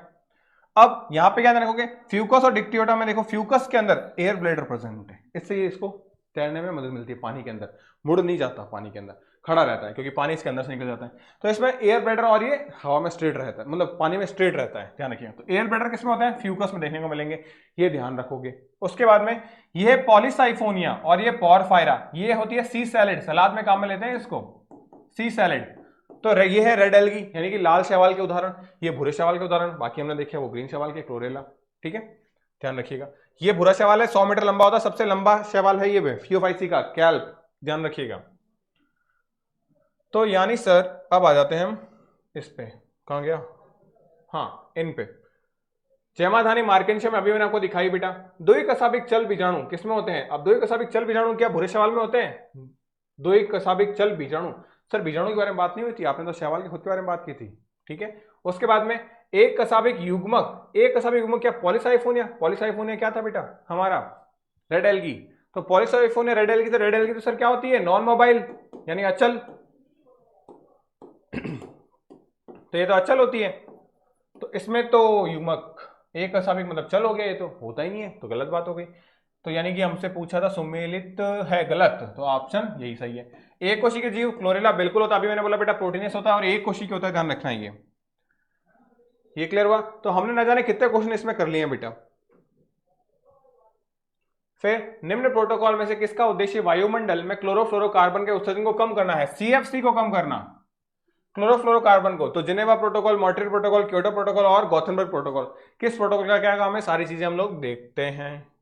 देखो, which of the following protocol has been aimed at the reducing the emission of a chlorofluorocarbon यानी CFC in the atmosphere? Geneva protocol, Montreal protocol, Kyoto protocol and Gothenburg protocol. बात करते हैं Geneva protocol. क्या है Geneva protocol? Geneva protocol जो है उसमें क्या मेन इनका मकसद था कि अंतरराष्ट्रीय स्तर पे जो भी कंट्रीज है उनके अंदर जो एमिनेशन और एम है, यानी कि बात करें जो हथियार हैं वो लिमिटेड हो। कौन से हथियार बिना मर्जी के बनाए ना जा सके, क्योंकि अगर मान लो किसी देश ने हथियार बना लिए और बहुत सारा स्टॉक कर लिया, फिर वो किसी पे भी आके अटैक करेगा तो सब हार जाएंगे उससे। तो यानी कि हथियारों की जमाखोरी ना हो, हथियारों का स्टॉक ना कर सके, कोई ब्लैक मार्केटिंग ना कर सके, उन चीजों पे कन्वेंशन पे क्या लगाया गया था, एक रूल लगाया गया था जिनेवा प्रोटोकॉल के अंदर। ध्यान रहेगी। फिर बात करते हैं मॉन्ट्रियल प्रोटोकॉल क्या हो गया। तो मॉन्ट्रियल प्रोटोकॉल कहां हुआ, कनाडा में। इसमें ओजोन डिप्रेशन पे काम किया गया। ओजोन डिप्रेशन मतलब क्या, जब ओजोन परत में क्या हो गया था, छेद मिला था हमको अंटार्कटिका में, उसके बाद ये चीज आई थी। अब इसमें क्या किया गया था, ओडीएस को कम करना था। अब ये हुआ कब था, 1987 में हुआ था, यूएस ने करवाया था। और 30 साल के अंदर हमको क्या करना है, ओडीएस का लेवल कम करना है। ओडीएस बोले तो ओजोन डिप्लेशन सब्सटेंस, यानी ओजोन को खत्म करने वाले पदार्थ हैं उनका मात्रा 30 साल के अंदर कम करनी है। ये इस मॉनिटरी प्रोटोकॉल का मकसद था, ध्यान रखिएगा। क्योटो प्रोटोकॉल क्या है, अब क्योटो प्रोटोकॉल में क्या होता है, क्लाइमेट चेंज करना है। क्लाइमेट चेंज जो हो रहा था किस वजह से हो रहा था, ग्लोबल वार्मिंग की वजह से। तो यानी कि इसको बोलते हैं COP3।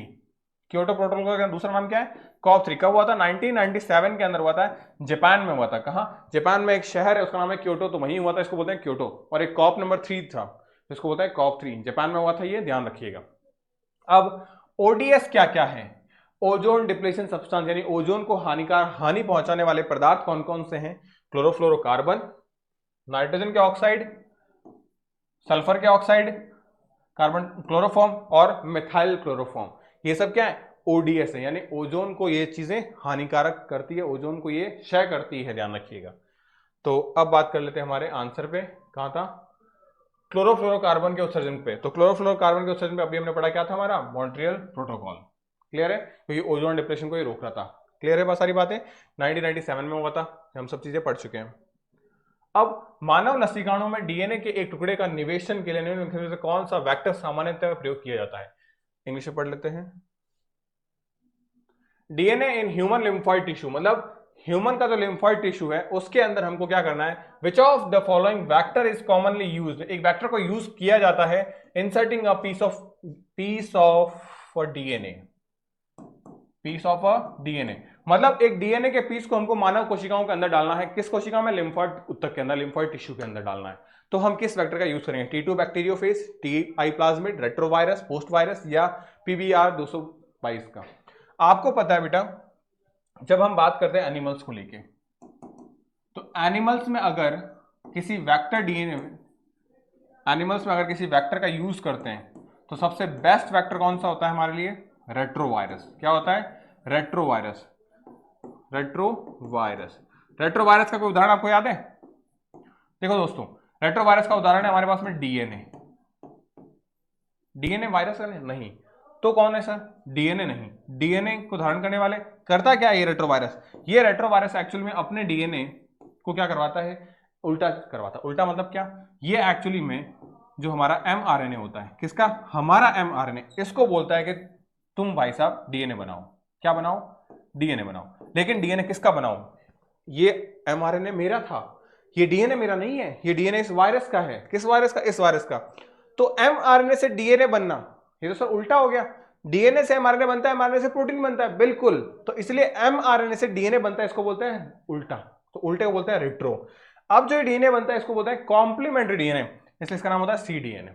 तो ये मैकेनिज्म कौन करवाता है, ये मैकेनिज्म कराता है हमारा रेट्रोवायरस। कौन करवाता है, रेट्रोवायरस।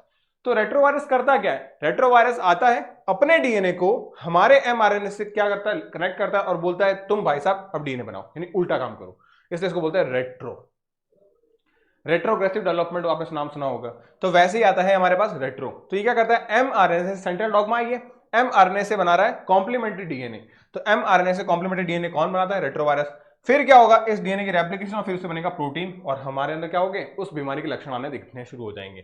तो यानी सबसे बढ़िया चीज क्या है, रेट्रोवायरस को हम इंजेक्ट करा सकते हैं अगर ह्यूमन के अंदर कर रहे हैं एक्सपेरिमेंट, तो एज अ वैक्टर किसको यूज करेंगे, रेट्रोवायरस को। ये चीज देखो, प्लांट एंड एनिमल्स के अंदर बात करते हैं तो जैसे कैंसर कॉज करता है कौन, रेट्रोवायरस। क्या कॉज करता है, कैंसर कॉज करता है, ठीक है। तो जीन मॉडिफिकेशन में सबसे बेस्ट यूज होता है रेट्रोवायरस का ह्यूमन के अंदर, क्योंकि ये एमआरएनए से क्या बनाता है, कॉम्प्लीमेंट्री डीएनए बनाता है, सी डीएनए बनाता है या कॉम्प्लीमेंट्री डीएनए बनाता है। अपने आप में सवाल है ये कि कॉम्प्लीमेंट्री डीएनए कौन बनाता है, रेट्रोवायरस। क्या होता है कॉम्प्लीमेंट्री डीएनए, तो एमआरएनए से डीएनए का बनना कॉम्प्लीमेंट्री डीएनए या रेट्रोवायरस कहलाता है, ठीक है। तो आंसर मिल गया हमको, फॉर्म रेट्रोवायरस। अब ये क्या है, इससे कुछ छूट गया क्या, ओके ठीक है। स्तंभ 1 और 2 के पदों में, स्तंभ 1 और 2 के पदों का मिलान कीजिए और दिए गए विकल्पों का सही विकल्प में चयन कीजिए, ठीक है। मैच करते हैं। अब ज्वारीय आयतन, ज्वारीय आयतन को क्या बोलते हैं, टाइडल वॉल्यूम। क्या बोलते हैं, टीवी, टाइडल वॉल्यूम। अंतर श्वसन सुरक्षित आयतन, इसको क्या बोलते हैं बेटा हम लोग, आईआरवी, इंस्पायरेटरी रिजर्व वॉल्यूम। नी श्वसन को क्या बोलेंगे, एक्सपायरेटरी रिजर्व वॉल्यूम। और अवशेष आयतन को क्या बोलेंगे, रेसिडुअल वॉल्यूम। मैच करना है अपने को। तो टाइडल वॉल्यूम क्या होता है, जनरली पढ़ लेते हैं थोड़ा। अब देखो, इसको समझना, थोड़ा सा रटना मत, क्योंकि रटोगे तो सवाल गलत करके आओगे। थोड़ा सा लॉजिकली समझना। अभी जो चीजें मैं बता रहा हूं वो आप करना। नॉर्मल सांस ले रहे हो, नॉर्मल सांस निकाल रहे हो आप लोग, तो जो हम नॉर्मल ले रहे हो, नॉर्मल निकाल रहे हैं, वो हमारा क्या है, टाइडल वॉल्यूम। तो आप लो, निकालो, ये क्या है, नॉर्मल लिया, नॉर्मल निकाला, ये है हमारा ज्वारीय आयतन या टाइडल वॉल्यूम।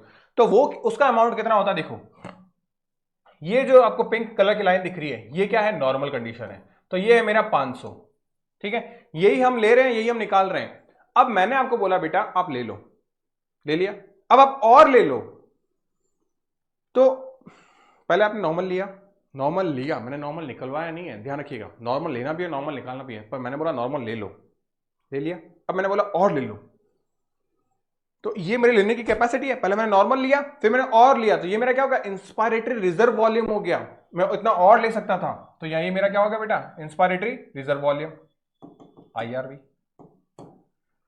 ठीक है। अब मैंने वापस रोका आपको, आप सांस ले रहे हो, नॉर्मली ले रहे हो, छोड़ रहे हो, नॉर्मली ले रहे हो, नॉर्मली छोड़ रहे हो। अब मैंने बोला बेटा छोड़ दो नॉर्मली, नॉर्मल लिया, नॉर्मल छोड़ दिया। अब मैंने बेटा और छोड़ दो जबरदस्ती।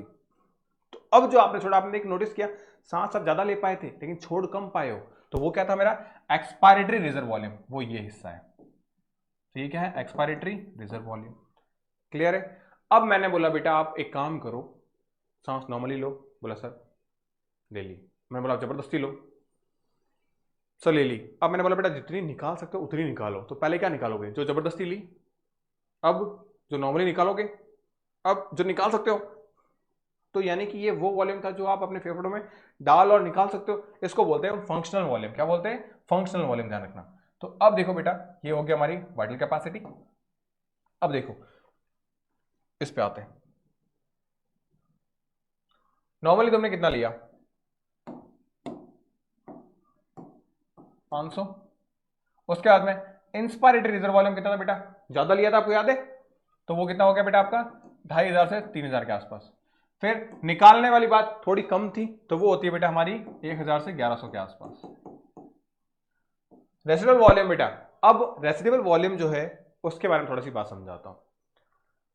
रेसिडुअल वॉल्यूम वो वॉल्यूम होता है जो हमारे फेफड़ों में भर जाता है, उसको हम निकाल नहीं सकते, कुछ भी कर लें, कुछ भी कर लें, मतलब हम मर भी जाए तब भी नहीं निकाल सकते। तो बेटा जैसे डॉक्टर जो होते हैं वो ऐसे ही पता करते हैं। जनरली क्या होता है कि मान लो किसी गांव देहात में, या फिर होता क्या है कि मान लो बच्चा मरा हुआ पैदा हो जाता है, या फिर तो इस केस में डॉक्टर पे केस हो जाते हैं, डॉक्टर पे मारपीट हो जाती है, आपने देखा होगा बहुत सारी चीजों में। तो एक्चुअल में होता क्या है, कैसे पता चलता है, पोस्टमार्टम रिपोर्ट में क्या होता है ऐसा।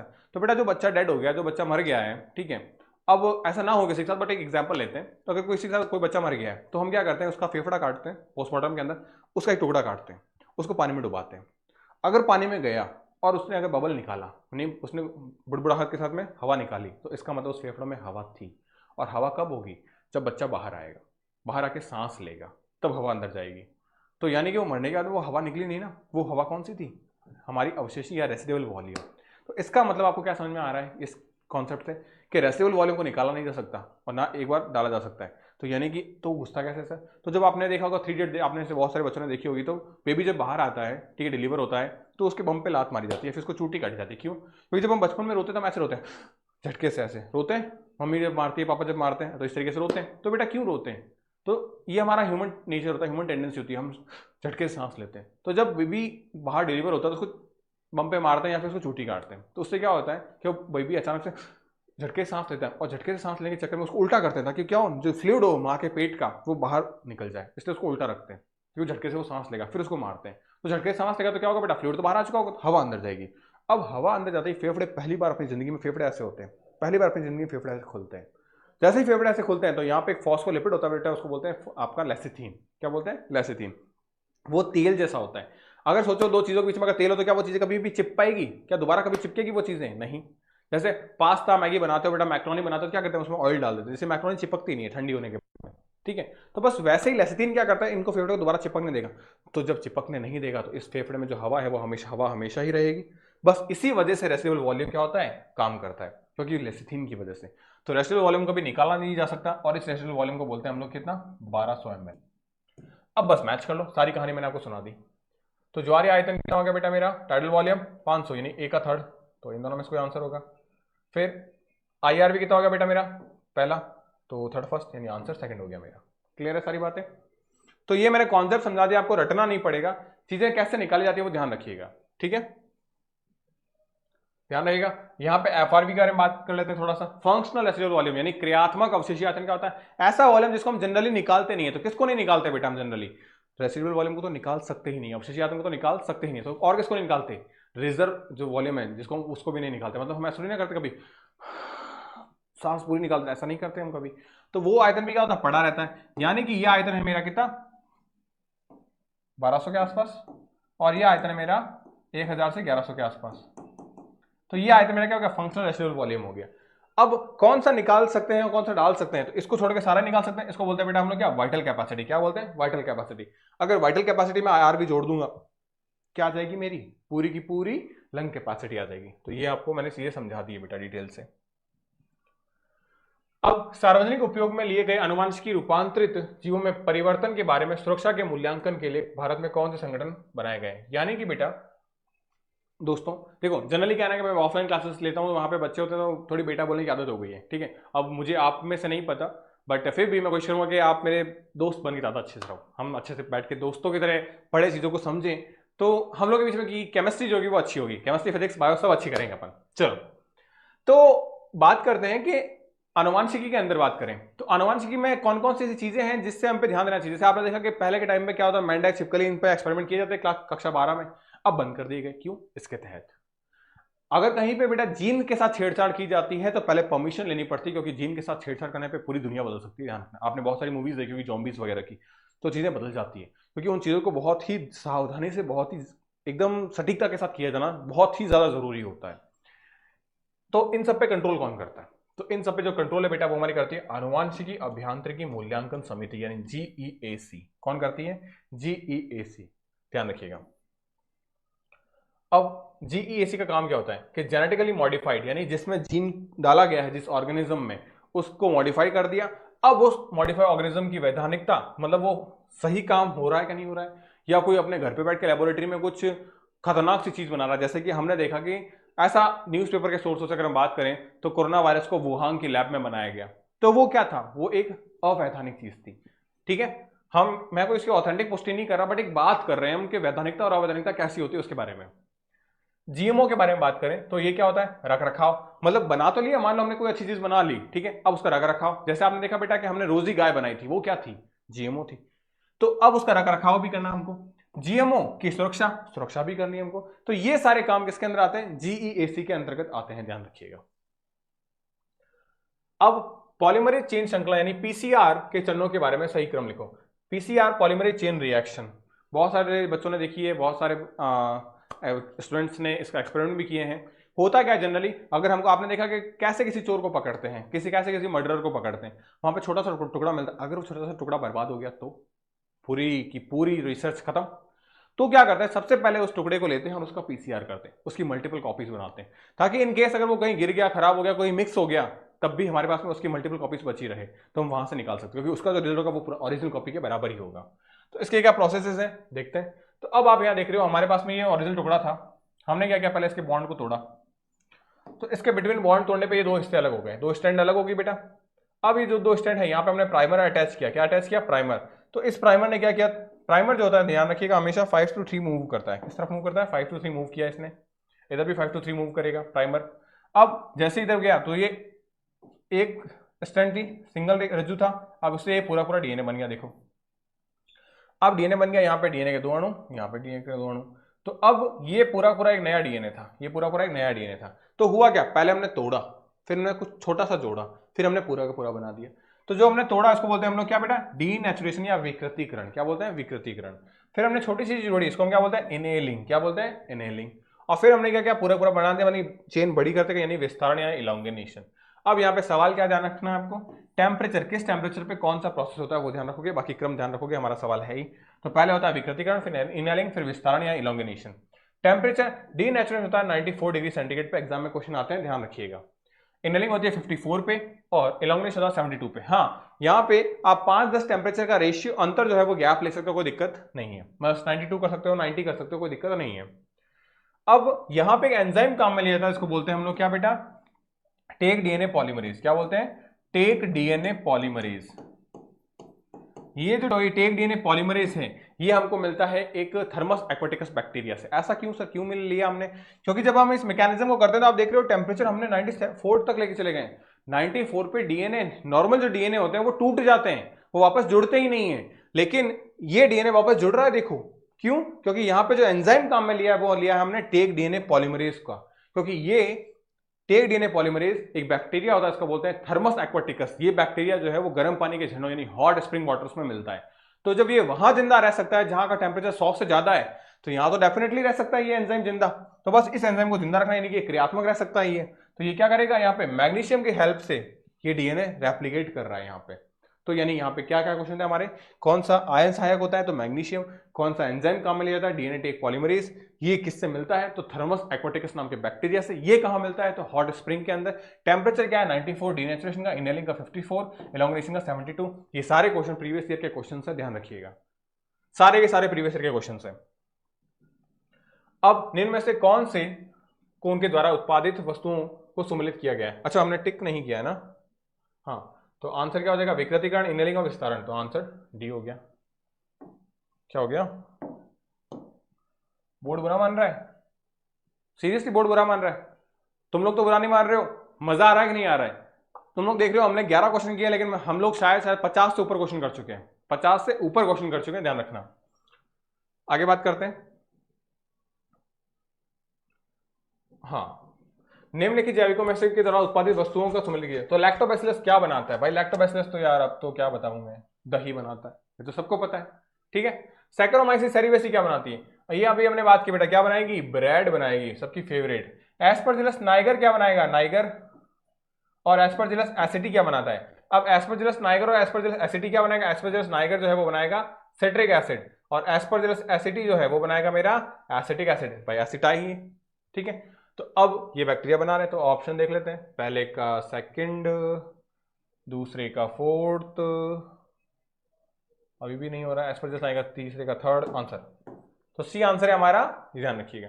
ये आपके question as it is NCERT question है, मैं कोई मन से नहीं दे रहा, एग्जाम में आ रखे क्वेश्चन हैं जिनको मैं करवाने की आपके कोई साथ ही साथ थ्योरी करवा रहा हूँ, मेन मकसद तो मेरा थ्योरी का है।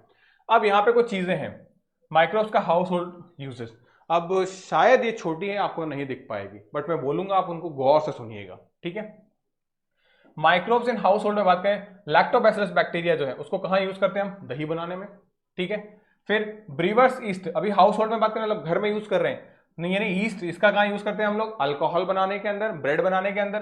टोडी, टोडी बेटा क्या है, एक साउथ इंडिया की एक क्या है ड्रिंकिंग चीज है, यानी ब्रीवर्स है। तो ब्रिवरेजेस में आती है, ये कैसे मिलती है, ये जो टार्ड यानी पाइन का जो पेड़ होता है उससे दूध निकाला जाता है, लेटेक्स निकाला जाता है और उसको डायरेक्टली पिया जाता है बिना किसी डिस्टिलेशन के, ठीक है, साउथ के अंदर, ध्यान रखिएगा।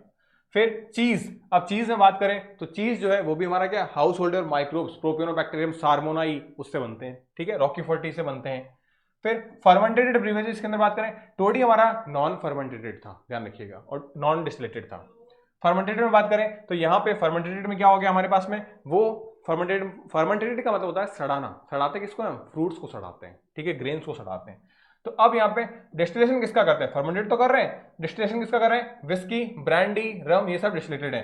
लेकिन विदाउट डिस्टिलेशन कौन होती है, बियर। इसलिए बियर का मैक्सिमम कंसंट्रेशन कितना होता है, 13%। क्यों, क्योंकि यीस्ट जो है वो 13% ज्यादा पे क्या हो जाएगी, उसके लिए एटमॉस्फेयर कैसा हो जाएगा, वातावरण कैसा हो जाएगा, जहरीला, वो खुद ही मर जाएगी। ठीक है, तो फिर पैदा कैसे कर पाएगी। केमिकल में बात करें तो एसिड, तो एसिड में अभी हमने देखा बेटा एस्परजिलस नाइगर क्या बना रहा था, एसिटिक एसिड बना रहा था। ठीक है, Acetobacter aceti, sorry Aspergillus niger citric acid बना रहा था, एसिटोबैक्टर एसिटाई एसिटिक एसिड बनाएगा। क्लॉस्ट्रीडियम बोटुलिकम क्या बनाएगा बेटा, क्लॉस्ट्रीडियम एसिड बनाएगा। ठीक है, अब बात करें लाइपेज के बारे में। लाइपेज क्या करता है, जनरली लाइपेज है वो डिटर्जेंट और उनके दाग धब्बों को हटाने में काम में आता है लाइपेज। फिर स्ट्रेप्टोकाइनेस, स्ट्रेप्टोकाइनेस जो है वो क्या करता है, शरीर में जो खून के थक्के जम जाते हैं उनको हटाता है, यानी क्लॉट ब्लस्टर की तरह कार्य करता है ये।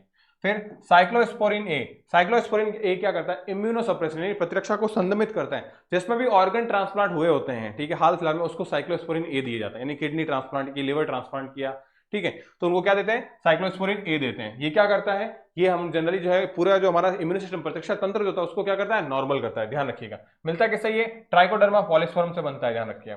फिर स्टेटिन से कई क्वेश्चन आता है, स्टेटिन क्या करता है हमारे, ये कोलेस्ट्रॉल के लेवल को कम करता है, क्या करता है, कोलेस्ट्रॉल के लेवल को कम करता है ब्लड के अंदर, ध्यान रखिएगा।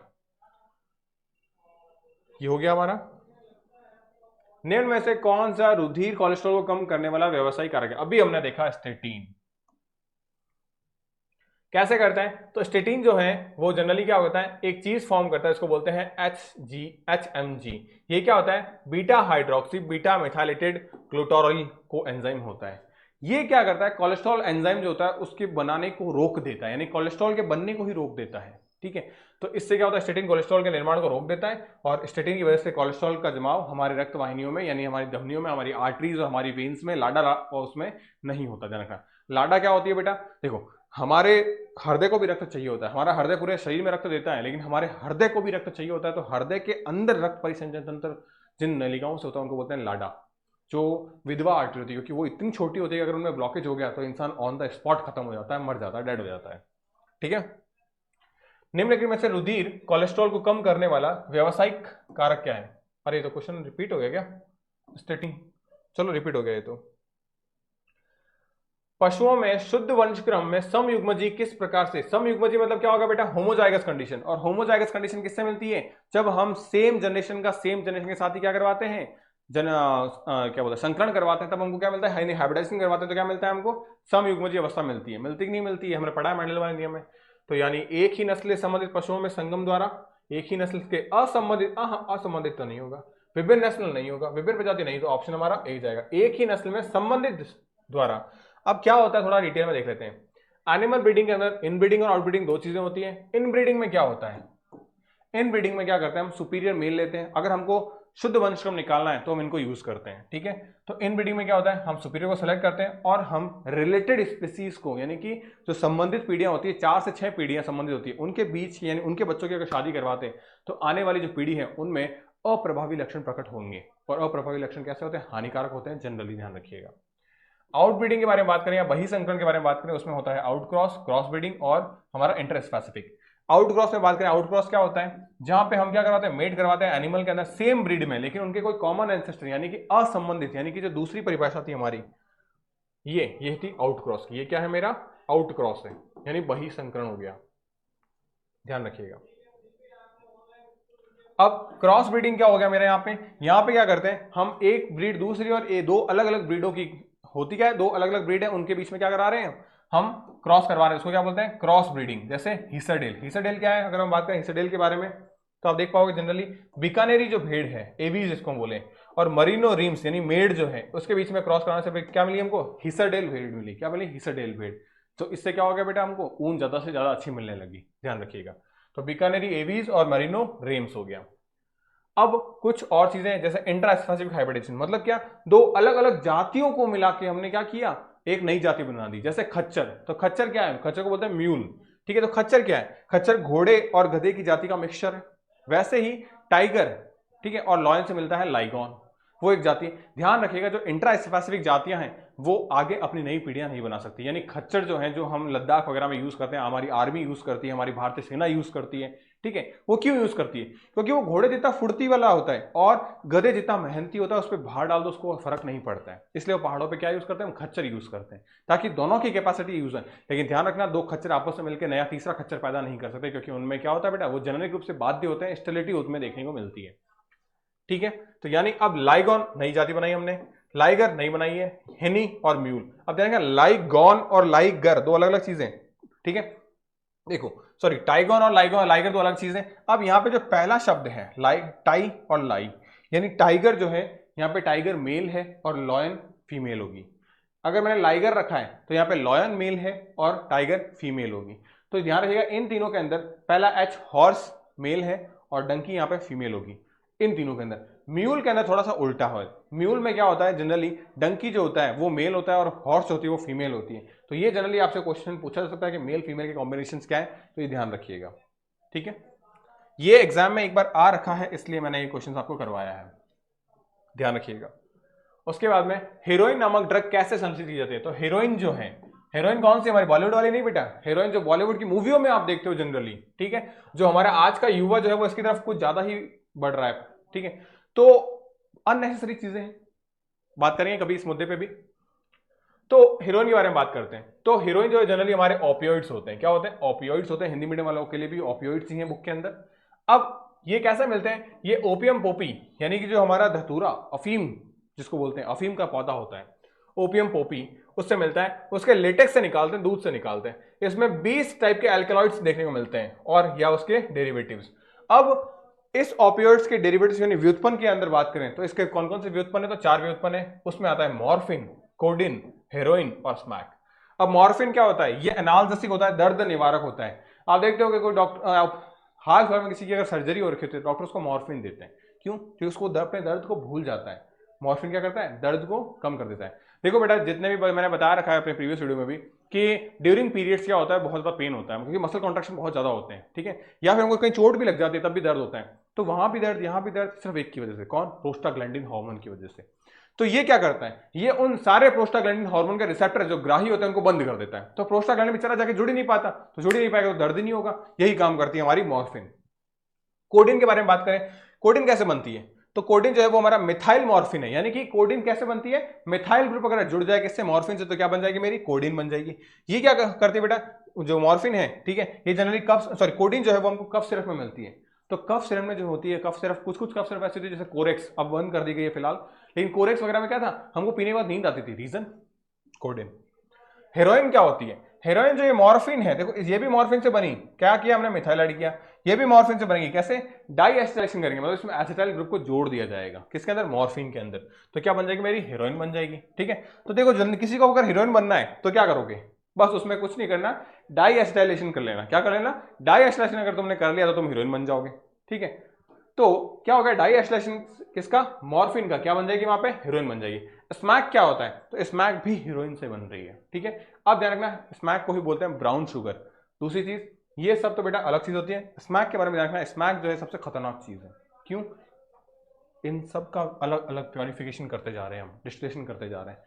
स्मैक को ब्राउन शुगर बोलते हैं। इसको स्नॉटिंग यानी सूंघ कर लेते हैं। आप मूवीज वगैरह में देखते हो कई बार, पब पार्टीज वगैरह में क्या होता है, वो एटीएम कार्ड वगैरह से लाइनें बना के खींचते हैं, ठीक है। वो क्या होती है मेरी? स्मैक होती है। तो अब ये करते क्या है सारे सारे? ये अवसाधक होते हैं, दिमाग को एकदम मतलब अलग ही लेवल पे लेके चले जाते हैं, परमात्मा मिल जाता है उनको, ठीक है। अब दर्द निवारक बिल्कुल एनालिसिस के तौर पे काम आते हैं। यूफोर्बिक मतलब उनको फिर कुछ और ही दिखने लगता है, ठीक है, मतलब वो अपने ही दुनिया में चले जाते हैं फिर। तो ये चीजें ड्रग है, और ड्रग उसको बोलते हैं जो एक लिमिटेड अमाउंट में मेडिकली पर्पस पे यूज ली जाती है। अगर आप उसका नॉर्मली यूज कर रहे हो, कंजप्शन कर रहे हो, तो हमारी बॉडी के लिए नुकसानदायक होती है। कभी मैं वीडियो बनाऊंगा, आपको चीज समझाऊंगा। हमको फ्रेंड्स लोग बोलते हैं यार एक बार ले ले, एक बार लेने से क्या होता है? बहुत कुछ होता है एक बार लेने से, क्योंकि सबकी बॉडी अलग होती है। आपने नोटिस किया होगा बेटा, आपके आसपास बहुत सारे ऐसे तमाम लोग हैं जो बीड़ी सिगरेट गुटखा खाते हैं, उनको कैंसर नहीं होता, लेकिन जो नहीं खाता उसको होता है। कारण क्या है उसका? सर आप बोलते हो निकोटीन कैंसर कारक होता है, लेकिन उनको नहीं होता जो खा रहे हैं। जो नहीं खा रहे हैं उनको हो रहा है आजकल। क्यों? तो कभी इस मुद्दे पे बात करेंगे। बस बात तभी करेंगे जब आप लोग एक्साइटेड होगे, आप लोग पूछोगे। तो वो कहाँ पता चलेगा? मुझे कमेंट सेक्शन के अंदर।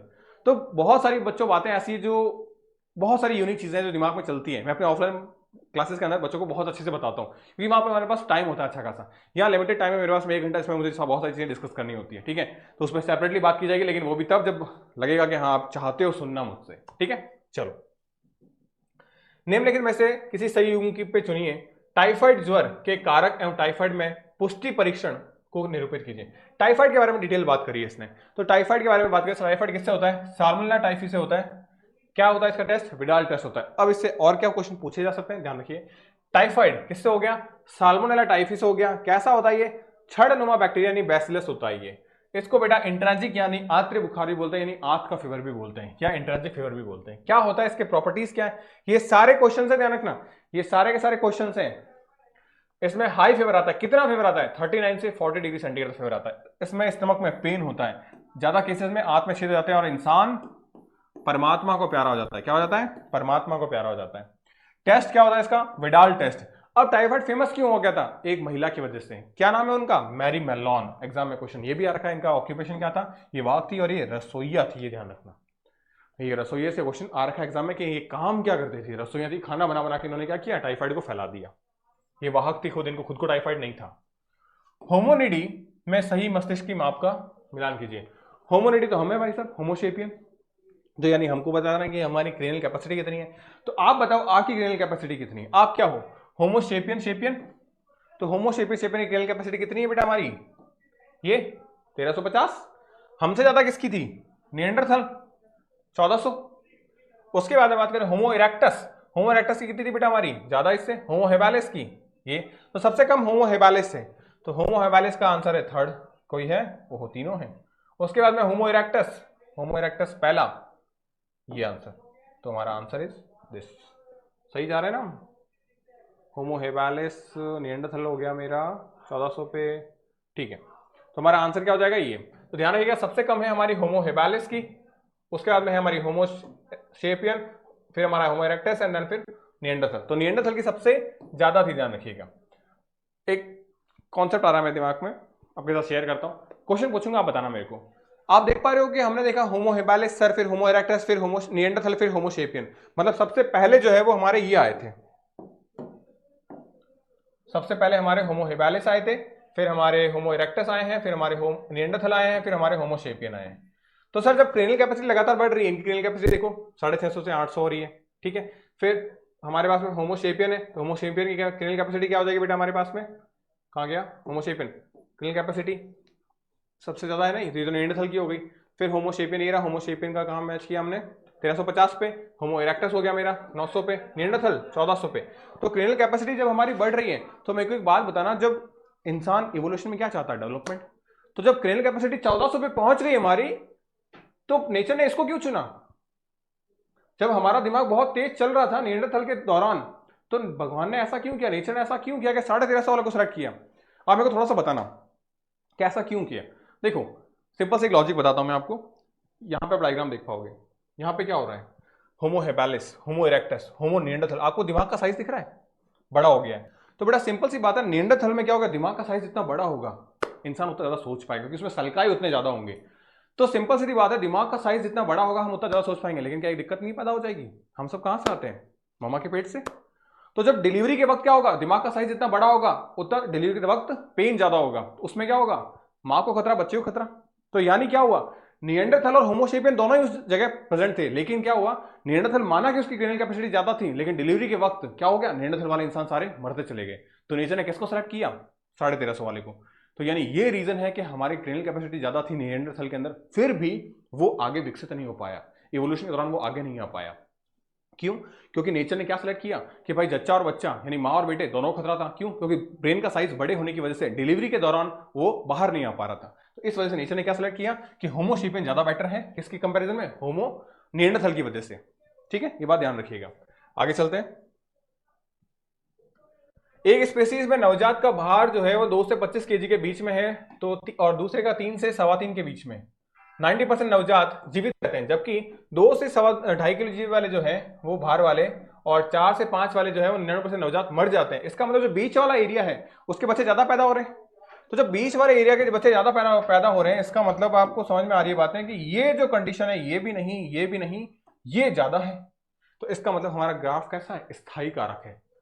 स्टेबलाइजिंग ग्राफ है। कैसा है? स्टेबलाइजिंग ग्राफ है। तो यानी भगवान ने किसको सेलेक्ट किया? नेचर ने किसको सेलेक्ट किया? स्टेबलाइजिंग को। तो ये क्या है बेटा? हमारा स्टेबलाइजिंग नेचुरल सिलेक्शन है, ध्यान रखिएगा, यही चीज है। तो ये स्टेबलाइजिंग, ये ओरिजिनल था, अब अगर ये सिलेक्ट हो रहा है तो स्टेबलाइजिंग, ये डायरेक्शनल हो गया। तो ये स्टेबलाइजिंग है, ये हमारा डिस्ट्रप्टिव है, दो भागों में बट गया, और ये मेरा एक दिशा में आ रहा, तो ये डायरेक्टिव है, ध्यान रखिएगा, यानी दिशात्मक, और एक विदारक हो गया। किस अवस्था में दिए गए निम्न एमआरएनए को पढ़ने के लिए कोई परिवर्तन नहीं होगा? तो एमआरएनए का परिवर्तन कहां नहीं होगा? ये मेरे पास में कोडोन है। अब कोडोन के बारे में आपको कुछ चीजें पता होनी चाहिए। कोड क्या होता है? जेनेटिक इंफॉर्मेशन धारण किया हुआ एक हिस्सा नाइट्रोजन बेस्ड का, नाइट्रोजन क्षारों का। कोडोन के बारे में कुछ चीजें पता होनी चाहिए। कोडोन हमेशा ट्रिपलेट होते हैं, ये डिस्कवर किया था। ये सारे कोडोन है, आपको एक भी नहीं रटने, एक भी नहीं रटने हैं, ठीक है। यहां ध्यान रखना है आपको। स्टॉप कोडोन कौन कौन से हैं? कलर चेंज कर लेते हैं अपन। स्टॉप कोडोन हमारे UAA, UGA और UAG, ध्यान रखिएगा, ठीक है। कौन? UAA। देखो मैं आपको एक बात बता देता हूं, मेरे टीचर हैं 3, मैं याद करने की ट्रिक बता रहा हूं। मेरे टीचर हैं 3, तीनों ही मतलब लाजवाब टीचर हैं। एक का नाम है बेटा क्या? AG for Ashish Gupta, for Ashish Gupta. GA से क्या हो जाएगा बेटा हमारे यहाँ पे? गोविंद आचार्य। क्या हो जाएगा? गोविंद आचार्य, ठीक है। और A से क्या हो जाएगा मेरे यहाँ पे? अखिलेश आचार्य। तो अखिलेश आचार्य और गोविंद आचार्य भाई भाई हैं, ठीक है। और एक और दोस्त है इनके GA, तो जो गोविंद आचार्य उनके नाम का उल्टा कर दो AG। तो अखिलेश जी ने क्या किया? गोविंद जी को बुलाया, AG इधर आओ ना। तो अखिलेश जी ने गोविंद जी को बुलाया, दोनों आचार्य ही हैं। तो अखिलेश जी बड़े हैं, गोविंद जी छोटे हैं, तो इन्होंने बुलाया रिस्पेक्ट से कि AG इधर आइए ना। तो ध्यान रखिएगा, यू तो सब में कॉमन है, फिर अखिलेश जी, फिर गोविंद जी, और फिर AG। तो AG OG मत कर देना बेटा। तो ये तीनों मेरे क्या स्टॉप कोडॉन है, एग्जाम में पूछे जाता है, किसी भी प्रोटीन को नहीं बनाते हैं। बाकी आप चाहो तो याद रख सकते हो, मैं सजेशन नहीं दूंगा क्योंकि एग्जाम में पूछे नहीं जाते हैं, ठीक है। अब क्या इसका क्वेश्चन का आंसर क्या आएगा?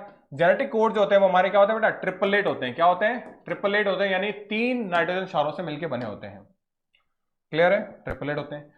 दूसरा बेटा, जेनेटिक कोड जो होते हैं वो यूनिवर्सल होते हैं, यानी कि अगर कोई कोड यूनिवर्सल होते हैं, अगर कोई कोड मिथ्योनिन को कोड कर रहा है, मतलब मिथ्योनिन नाम का अमीनो एसिड लेके आ रहा है, तो वो पूरी दुनिया में सभी ऑर्गेनिज्म के अंदर, सभी जीवों के अंदर क्या लेके आएगा? मिथ्योनिन को ही लेके आएगा। क्लियर है? उसके बाद में इनमें कॉमा नहीं लगता, तो देखो कॉमा तो हमने भी नहीं लगाया, मतलब उस कोडन का तो उस रूल का तो हमने भी फॉलो किया, कोई कॉमा नहीं लगाया है, तो कॉमा लेस होते हैं बेटा। उसके बाद में ये ओवरलैप नहीं करते। ओवरलैप मतलब क्या? कहां गया सवाल हमारा? अरे क्वेश्चन किधर गए भाई?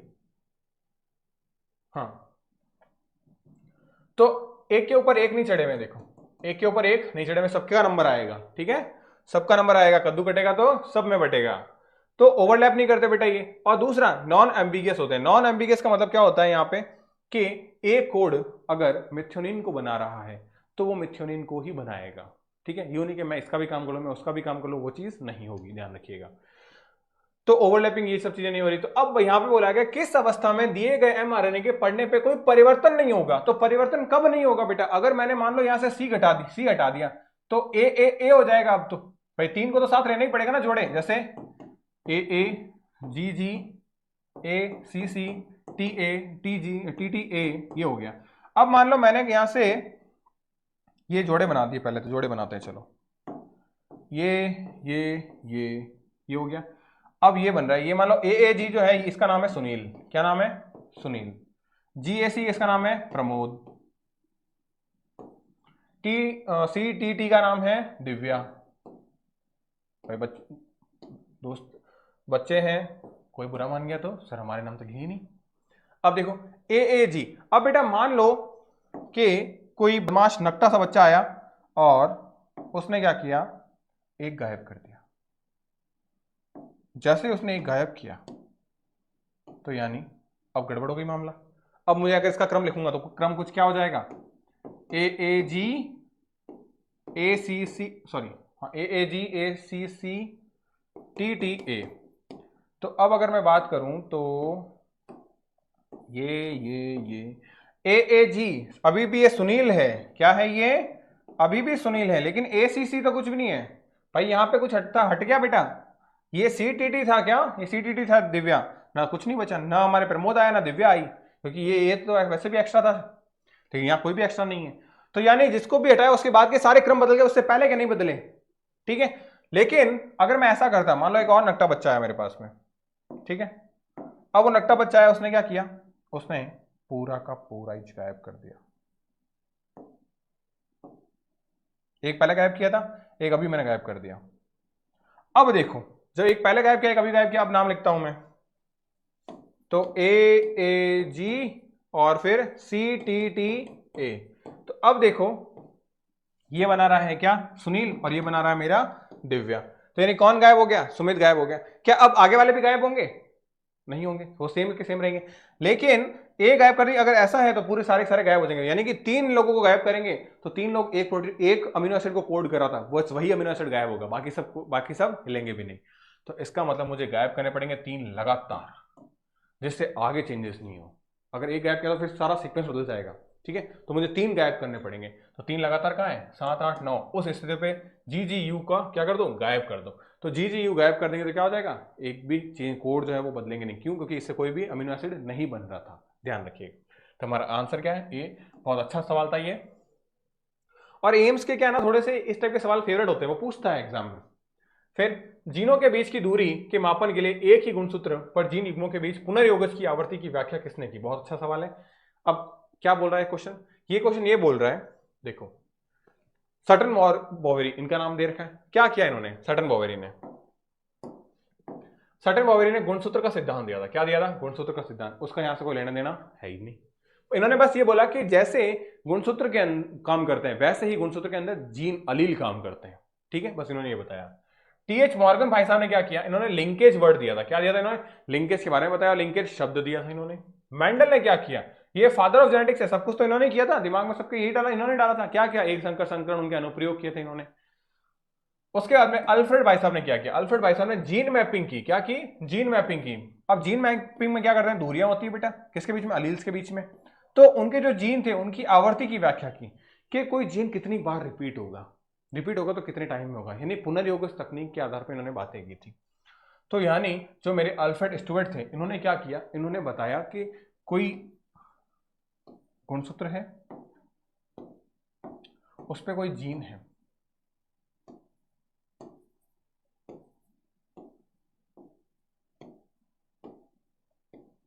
इनके बीच की जो मिनिमम दूरी होगी, यानी अगर ये दूरी, अगर मैं यहां बात करूं 1% पुनर्योजन या रिकॉम्बिनेशन देखने को मिलता है, पुनर्योजन या रिकॉम्बिनेशन देखने को मिलता है,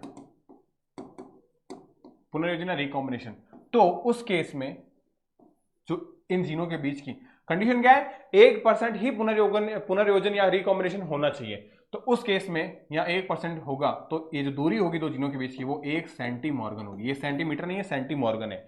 ये इन्होंने बताया था अल्फ्रेड स्टुअर्ट ने। तो इन्होंने जीन की आवर्ती के आधार पर क्या किया, इन्होंने बीच की दूरी बताई थी, किसने, अल्फ्रेड स्टुअर्ट ने। ध्यान रहे की बात है, यही बातें देखो इन्होंने की है। आनुवांशिकी मानचित्र के निर्माण के लिए कौन सी मानचित्र इकाई सेंटीमॉर्गन अपनाई गई। तो अभी मैंने बांटा, एक ही चीज में दो चीज समझा दी। क्या हो गया, चल क्यों नहीं रहा है,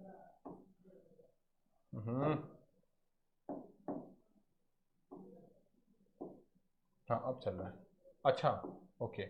तो 1% क्रॉसिंग ओवर को निरूपित करते हुए गुणसूत्रों के जीनों के बीच की दूरी क्या होती है, एक इकाई बोले तो 1 सेंटीमॉर्गन। तो ये बातें की थी बेटा किसने, अल्फ्रेड स्टुअर्ट ने। तो क्वेश्चन खत्म हुआ हमारा। अब क्वेश्चन क्या है, गर्भ निरोधक सहेली क्या है, एक आईयूडी है, मादाओं में एस्ट्रोजन की सांद्रता बढ़ाती है और उत्सर्जन को, अंडोत्सर्ग को रोकती है, गर्भाशय में एस्ट्रोजन ग्राही को अवरुद्ध करती है और अंडाणु रोपण को रोकती है, या पश्च मैथुन गर्भ निरोधक है। तो भाई इसका तो कोई लेना देना नहीं है अपने, ठीक है। अब आयोडीज है नहीं है क्या, इनके बारे में बात करते हैं। तो सहेली बारे में पढ़ते हैं। ये हमारी सहेली।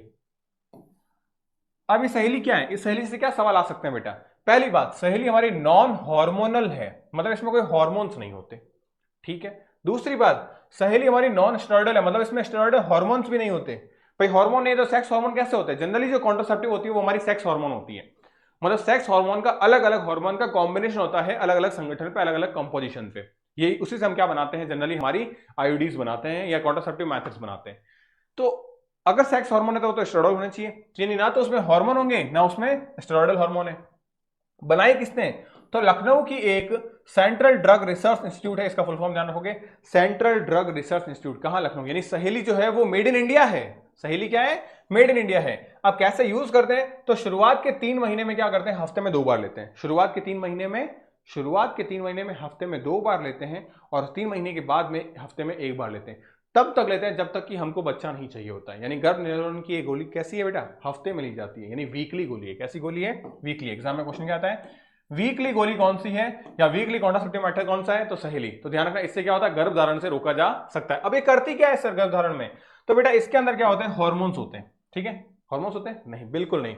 अब इसमें क्या होता है बेटा, सिंथेटिक केमिकल्स जो हैं, ठीक है, सिंथेटिक केमिकल्स जो है वो क्या करते हैं, वो इम्प्लांटेशन, अंतरोपण को रोक देते हैं। किसको रोकते हैं, अंतरोपण को रोक देते हैं, इम्प्लांटेशन को रोकते हैं। यानी कि गर्भाशय की जो भित्ति है, एंडोमेट्रियम है, ठीक है, तो उसको क्या करते हैं, बच्चे के इम्प्लांटेशन, बच्चे को रोपण के लिए क्या करते हैं, अवरुद्ध कर देते हैं, मतलब उसको बढ़ाते ही नहीं।